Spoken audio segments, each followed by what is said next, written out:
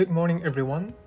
In recent years, investors have been paying more attention to environmental, social, and governance (ESG) issues when making decisions.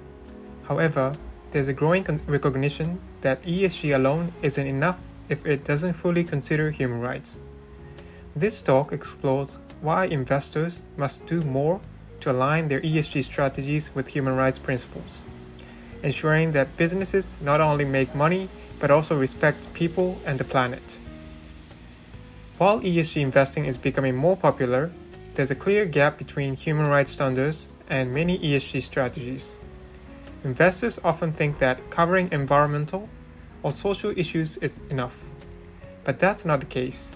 Human rights are frequently overshadowed by a focus on short-term financial gains, leading to a lack of attention to how business operations impact people.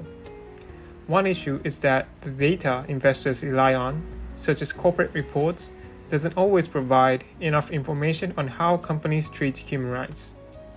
This incomplete picture makes it difficult for investors to align with global standards like the UN Guiding Principles on Business and Human Rights. Better data and stronger regulations are needed to help investors see the full picture of human rights risks in their portfolios. Investors have a responsibility to ensure their investment don't harm people. This is where the concept of human rights due diligence comes in. It's an ongoing process where investors must assess and manage the human rights risks associated with the companies they invest in.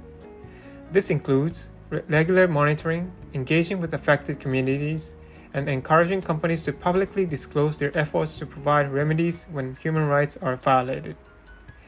In high-risk areas, such as conflict zones, investors need to be even more careful. They must ensure companies are doing everything they can to avoid contributing to human rights abuses in these regions. By prioritizing these concerns, investors can help protect vulnerable populations and ensure their portfolios reflect a strong commitment to human rights.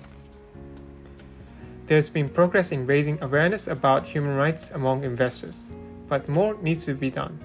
Regulations in Europe, like those focusing on sustainability, are helping close the gap between ESG and human rights, but they remain incomplete.